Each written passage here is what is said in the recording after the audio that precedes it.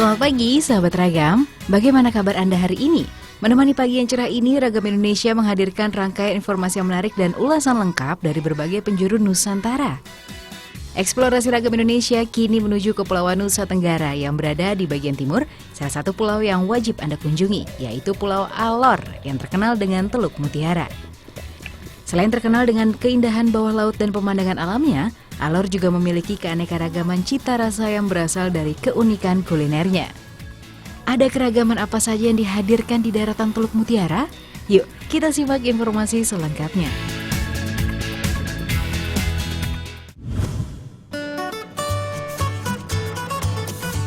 Bicara tentang kuliner yang ada di Alor, rasanya kurang pas kalau Anda tidak mencicipi menu yang satu ini.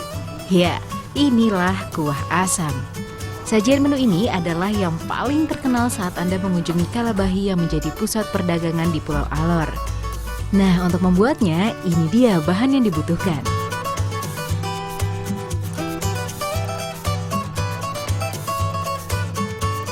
Untuk membuat kuah asam ini memang banyak menggunakan bumbu rempah khas Nusantara.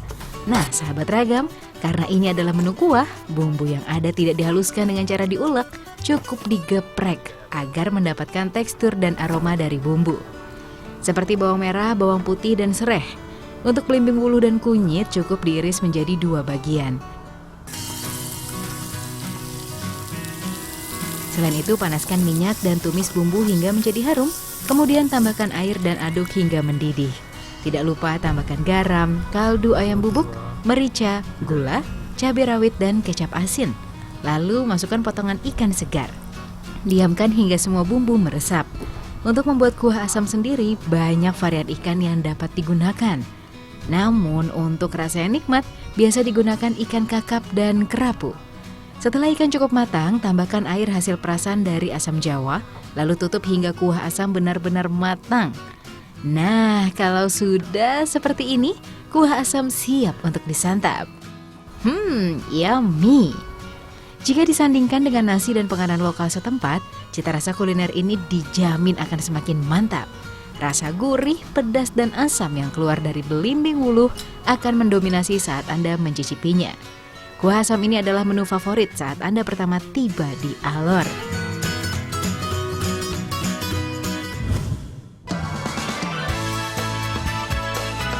Selain kuah asam, masyarakat Pulau Alor terutama yang berada di sisi timur juga memiliki beragam jenis kuliner yang diolah dengan cara unik dan menarik.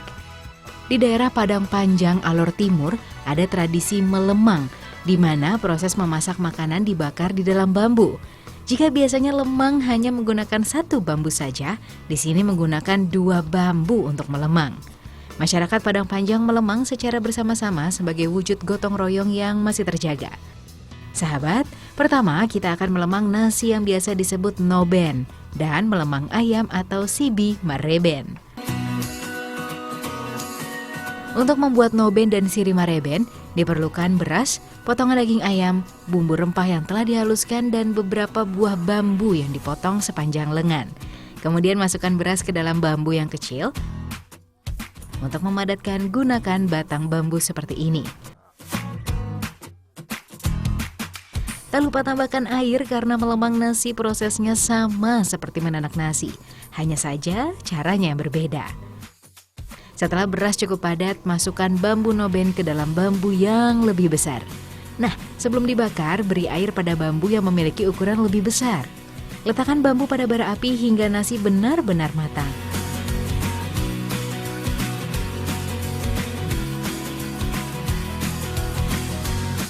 Untuk membuat lemang ayam, siapkan potongan ayam lalu campurkan bumbu rempah yang telah dihaluskan.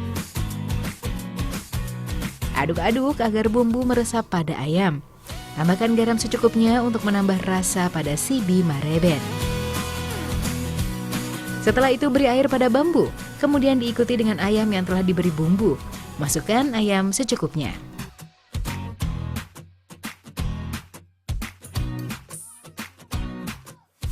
Lalu bakar pada bara api hingga matang.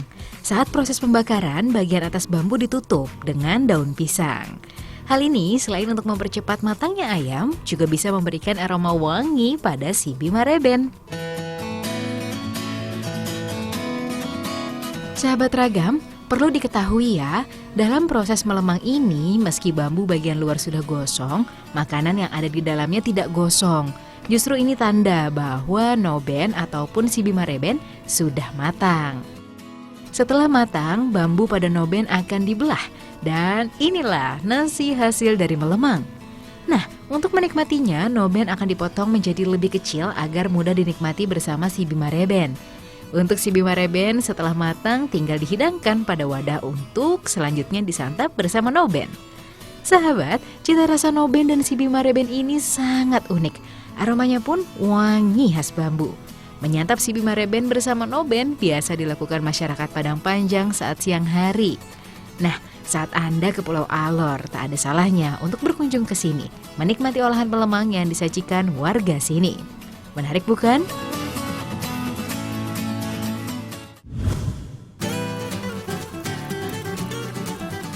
Sahabat Ragam, olahan lain dari melemang yaitu moleben yang merupakan olahan dari bahan dasar singkong atau ubi kayu. Bahan yang dibutuhkan cukup sederhana.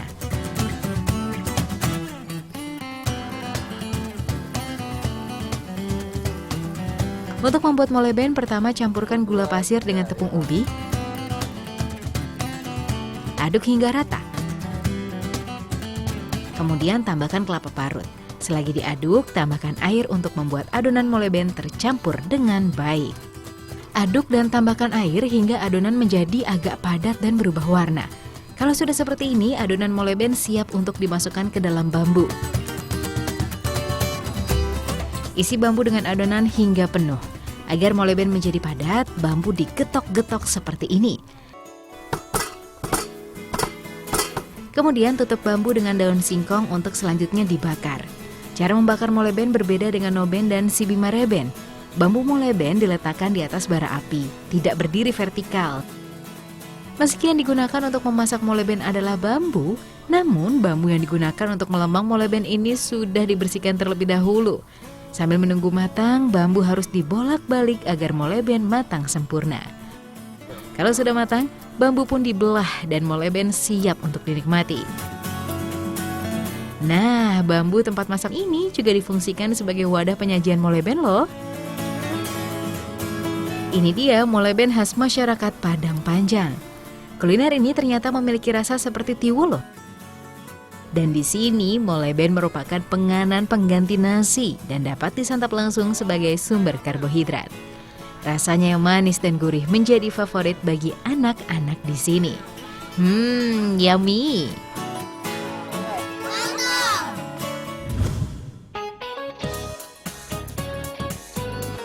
Setelah melihat ragam kuliner yang ada di Alor, sekarang kami akan menyuguhkan variasi kue-kue tradisional yang dimiliki daratan yang membelah Teluk Mutiara ini.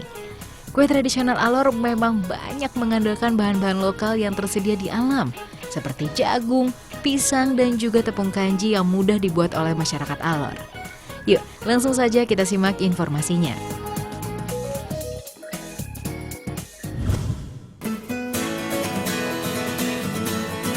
Kue tradisional yang akan kita bahas pertama ada moku bajo. Ini adalah kue yang sudah sangat jarang dijumpai di pasar yang ada di kota Kalabahi ini. Sahabat, daratan Alor banyak ditumbuhi pohon pisang dengan beragam jenis. Sebagai salah satu makanan yang menjadi sumber energi, buah ini merupakan bahan utama untuk membuat moku bajo. Bahan-bahan yang digunakan cukup sederhana.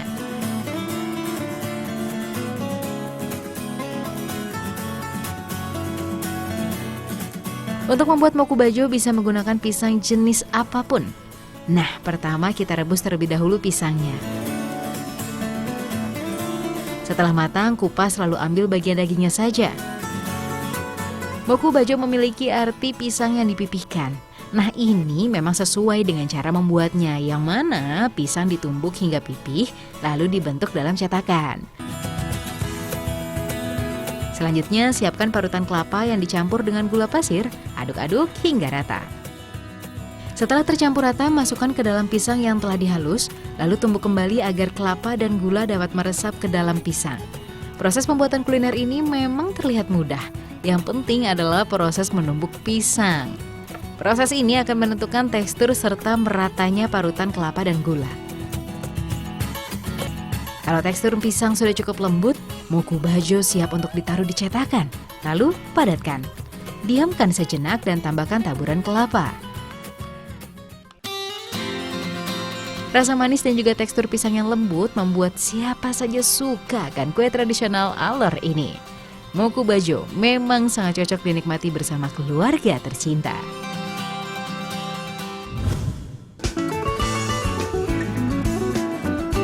Satu lagi kue tradisional yang jarang dijumpai di Alor yaitu patbileh atau kue jagung.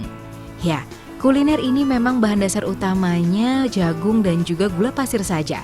Jagung yang digunakan biasanya adalah jagung yang sehabis panen, kemudian diparut sampai menghasilkan parutan jagung yang lembut. Parutan jagung kemudian dicampur dengan gula pasir lalu aduk hingga rata.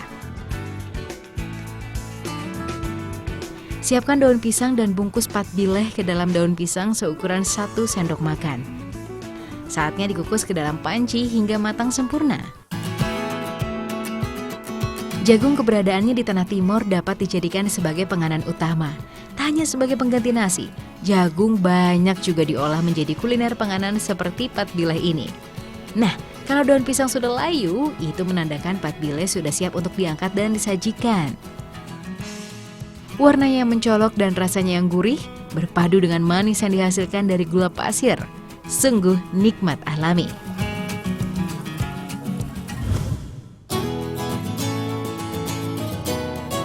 Masih ada satu lagi nih, sahabat ragam, kuliner yang terbilang langka di tanah Kalabahi ini. Inilah sanole. Tak berbeda jauh dengan moku bajo dan patbileh. Bahan untuk membuat sanole juga sederhana.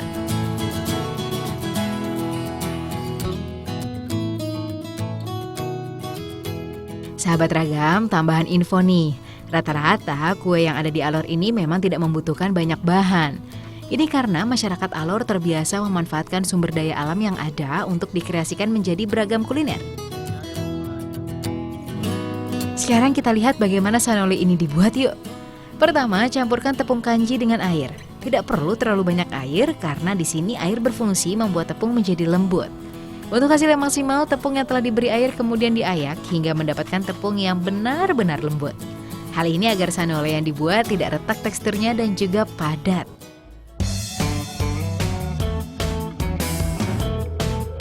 Selanjutnya, panaskan wajan lalu goreng tepung kanji tanpa minyak. Ratakan sanole dan tutup hingga matang.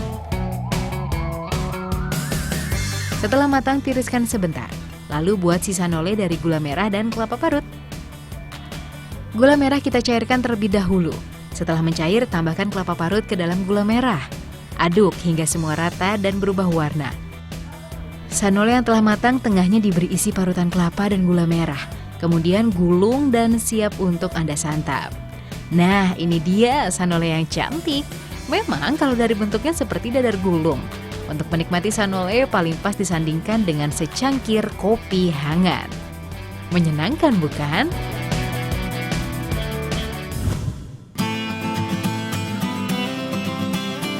Nah, sahabat ragam, kali ini kita akan mengulas tentang potensi wisata yang ada di Pulau Alor.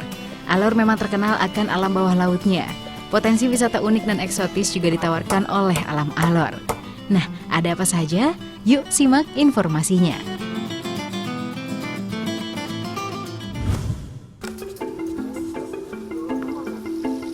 Kalau sahabat pemilih Alor sebagai tujuan wisata, maka Anda harus mengetahui bagaimana Alor terbentuk dan bagaimana kehidupan sukunya yang unik dan menarik. Suku Kabola merupakan salah satu suku di Alor yang mendiami daratan Pulau Alor, pantai dan pulau-pulau kecil di antaranya. Masyarakat suku Kabola mendiami perkampungan tradisional Monbang yang berada di Desa Kopi di Kecamatan Alor Barat Laut yang berjarak 7 km dari Kalabahi.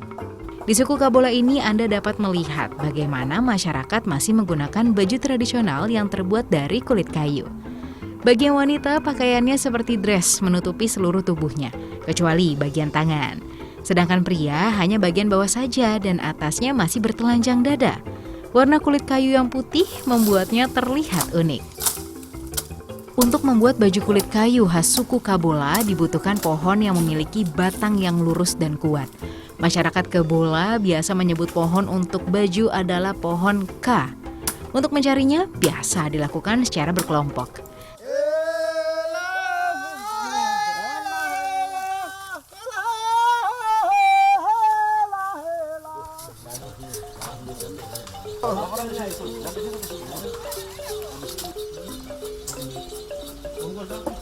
Batang pohon yang akan dibuat baju disayat bagian kulit luarnya sehingga mendapatkan kulit kayu bagian dalam. Setelah itu pukul pelan-pelan bagian kulit kayu secara merata dan terus diputar-putar hingga bagian kulitnya terkelupas dari batang pohonnya. Setelah itu kulit pohon ditarik ke belakang lalu pukul-pukul kembali agar kulit lebih lunak dan lentur. Kemudian potong kulit kayu dan belah hingga menjadi lembaran, lalu jemur hingga kering selama 2 hari. Setelah kering, lembaran kulit akan dijahit dengan sederhana sehingga menjadi sebuah baju untuk suku Kabola. Setelah jadi, baju kulit kayu akan dicoba kenakan oleh para tetua. Kebiasaan suku Kabola yang bergotong royong dalam melakukan aktivitas sehari-hari menjadi daya tarik sendiri saat Anda berkunjung ke sini. Seperti halnya suku-suku di Tanah Timur, suku Kabola juga suka akan menyanyi. Seperti lantunan yang satu ini.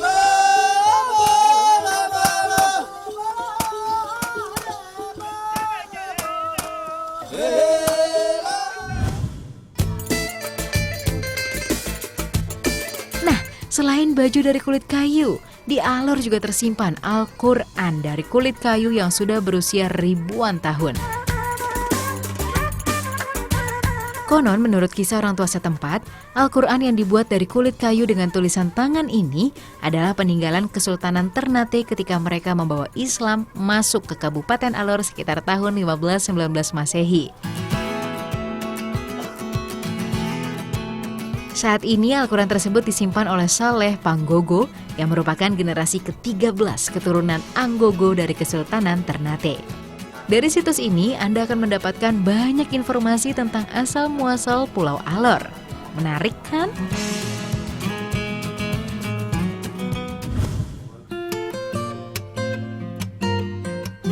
Selain menikmati uniknya suku Kabola yang membuat baju dari kulit kayu, Anda juga dapat menikmati keindahan alam Alornya tepatnya di Pantai Sebanjar.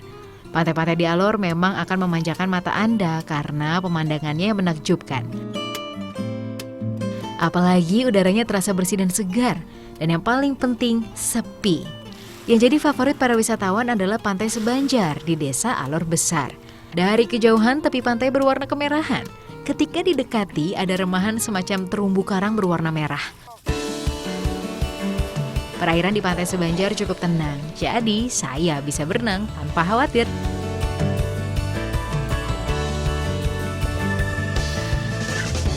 Dengan hamparan terumbu karang yang cantik dan warna-warni, Anda akan merasakan liburan yang sesungguhnya. Tak hanya itu, di sini Anda dapat menikmati ikan dan langsung membakarnya di tepian pantai dengan perapian sederhana. Nah, kalau sudah matang, tinggal kita santap ikan bakarnya. Disinilah puncak dari kenikmatan liburan yang dapat Anda rasakan di Pantai Sebanjar. Mantep deh pokoknya.